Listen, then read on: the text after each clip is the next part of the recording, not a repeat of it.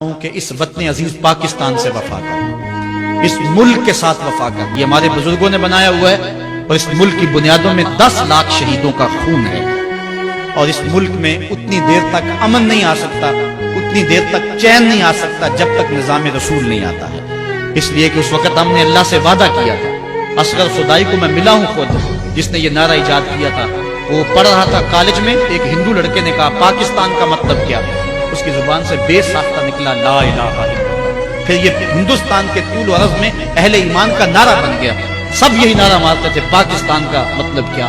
لا الہ الا اللہ۔ یہ ہم نے اللہ سے عہد کیا تھا کہ یہاں لا الہ الا اللہ کا نفاذ ہوگا، اور آگے نعرہ کی تکمیل یوں تھی کہ پاکستان کا مطلب کیا؟ لا الہ الا اللہ۔ قانون شہادت کیا ہوگا؟ محمد رسول اللہ۔ آج ہم نے غداری کیا اس نعرے سے۔ یہاں لا الہ الا اللہ کا نفاذ نہیں ہے، یہاں ہم امریکہ کو خدا مان کے بیٹھے ہوئے ہیں، ان کے آگے ہاتھ جوڑتے ہیں، واشنگٹن کو اپنا قبلہ کعبہ بنایا ہوا ہے، اور اس کے نتیجے کے اندر ہم رسوا ہو رہے ہیں اور ہمیں مزید کار مذلت میں گرایا جا رہا ہے۔ جو کچھ بھی ہو رہا ہے یہ آپ کے سامنے ہے۔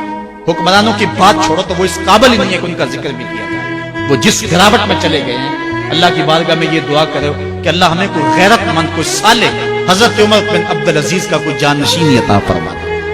اور یہ ہمارا قصور ہے۔ میں حکمرانوں کو گالی دینے کی بجائے میں کہتا ہوں اپنا محاسبہ کریں۔ کسی نے حجاج بن یوسف سے کہا تھا کہ تو نے حضرت عمر کا دور خلافت دیکھا ہوا ہے، ان جیسا انداز حکمرانی کو اختیار نہیں کرتا، تو اس نے 2 لفظی جواب دیا، کہا تم ابو ذر بن جاؤ، میں عمر بن جاتا ہوں۔ اگر ہم ٹھیک نہیں ہوں گے تو پھر اوپر رحمتوں کے سائے نہیں ہوں گے۔ اور ہم کیا ہیں؟ ہم پتہ نہیں ہماری عقل کہاں چلی جاتی ہے۔ یہ جب الیکشن آتا ہے ڈگ ڈگی بجاتے ہیں، قوم پھر نعرے مارتے پھرتی ہے۔ میں نے کہا یار ہم اتنے گوئے گزرے ہیں، ان کمینہ صفت لوگوں کے نعرے لگائیں؟ یہ ہوتے کون ہیں کہ ہم ان کے نعرے لگائیں؟ آج کے اس کانفرنس میں ہم نے فیصلہ کر کے جانا ہے کہ آج کے بعد جب بھی نعرہ لگائیں گے سونے محمد کا نعرہ لگائیں گے، نعرے اپنے رسول کے لگائیں گے۔ یہ ہوتے کون ہیں؟ یہ ملک کو لوٹنے والے، یہ خائن، یہ بدکار، یہ اس لائق ہے کہ ہم ان کے نعرے لگائیں؟ قوم کی آنکھیں نہیں ہیں، کان نہیں ہیں؟ اللہ فرماتا علم نجعل لہ عینین ولسانا وشفتین وہدیناہ النجدین۔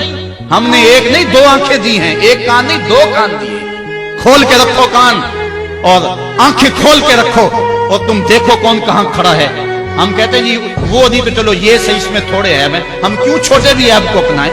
وہ بھی کل بڑا بن جاتا ہے، جس نے ملک کی ایک پائی بھی لوٹی ہے، جس نے ملک کا جو ہے وہ ایک جو ہے چھوٹے سے معاملے میں بھی غداری کی ہے، جس نے مداخلت کی ہے، جو امریکہ کے سامنے کبھی ایک بار بھی گھٹنے ٹیک چکا ہے۔ ہمارا اس سے کوئی تعلق نہیں، ہم بے خبر نہیں ہیں، ہم جو ہے ان حالات سے بے خبر، ہم کھلی آنکھوں سے دیکھ رہے ہیں، اور ہم جانتے ہیں کہ اس ملک کا خیر خواہ کون ہے، اس ملک کا دشمن کون ہے۔ یہ ملک کسی کے جہیز میں نہیں ملا، شہیدوں کے خون پر یہ ملک قائم ہوا ہے۔ پوچھو ان بوڑھوں سے جو آگ اور خون کا سمندر گزر کر کے آئے ہیں، وہ شخص آج بھی موجود ہے کہ جس شخص نے مجھے یہ کہانی خود سنائی، وہ کہتا ہے کہ ہم ایک کماد کے کھیت میں چھپ گئے سکھوں سے بچتے ہوئے، اور وہ بیٹیاں اٹھا کے لے جاتے تھے، تو ایک بچہ تھا کھیت کے اندر گرمی کی وجہ سے وہ روتا تھا، اور باہر سکھ تھے گزر رہے تھے، تو سارے اس کی ماں کی طرف گھور گھور کے دیکھنے لگے کہ یہ بچہ ہمیں پکڑوا دے گا، تو ماں نے اپنے ہاتھوں سے اس بچے کا گلا دبا دیا۔ پاکستان یوں ہی نہیں بنا ہے، ماؤں کی گود سے بچے چھینے گئے اور کرپان کی نوک پہ چڑھائے گئے، اور پھر ان بچوں کو پٹک کے زمین پہ مارا گیا، ان کے پیٹ پھٹے، انتڑیاں پھیل گئیں۔ ماں نے کیا کہا؟ پاکستان کا مطلب کیا؟ لا الہ الا اللہ۔ آج وہ ماں نہیں پوچھے گی تم کو؟ آج وہ بچہ قیامت میں ان حکمرانوں کا گریبان نہیں کھینچے گا؟ وہ عورتیں جنہوں نے کنویں میں چھلانگے لگا لگا کے اپنی آبرو بچائی تھی، اور وہ عورتیں جن کی چھاتیاں کاٹ دی گئی تھی، اور وہ عورتیں جن کے بھائیوں کے سامنے ان کی آبرو ریزی کی گئی تھی، اور وہ بھائی جن کے ہاتھ باندھ دیے گئے، ان کے سامنے ان کی جو ہے وہ بہن کی آبرو ریزی کی گئی تھی۔ آج کیا حکمران سمجھتے یہ قوم بدھو ہے؟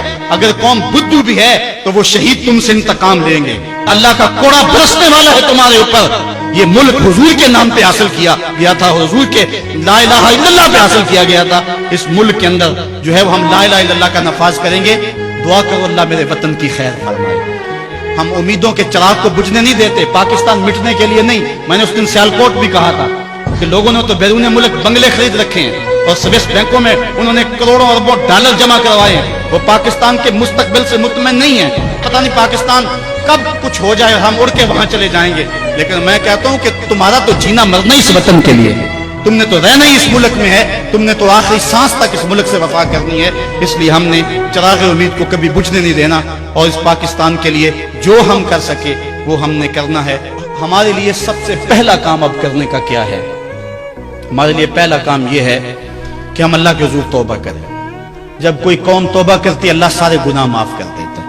یہ جو حالات ہمارے اوپر بنے ہوئے ہیں, امن ختم, وہ بھی حضرت بتا رہے تھے بجلی ختم, ٹوٹی کھولو تو پانی نہیں, بٹن دباؤ تو جو ہے وہ بجلی نہیں ہے, عجیب صورت اللہ, گیس ہے, کچھ بھی نہیں ہے, ہم عجیب زندگی گزار رہے ہیں. آج اگر ایک بندہ گھر سے باہر نکلتا ہے تو خیریت سے واپس آ جائے تو 100 بار شکر ادا کرتا ہے. کیا پاکستان کے یہ حالات آپ کے سامنے نہیں, یہ کہ اللہ کا قہر اور غضب نہیں ہے؟ آج اگر ہم سچی توبہ کر لیں تو اللہ پچھلے سارے گناہ معاف کر دے گا اور قوم کو نیا بانکپن اور نئی زندگی عطا فرمائے گا. آؤ آج کی اس مجلس میں ہم اللہ کے راستے میں سچی توبہ کر کے نکلیں اور عزم کریں مالک جو زندگی گزر گئی, باقی جئیں گے مریں گے تو تیرے لیے. ہماری زندگی کا ایک ایک سانس تیرے لیے وقف رہے گا.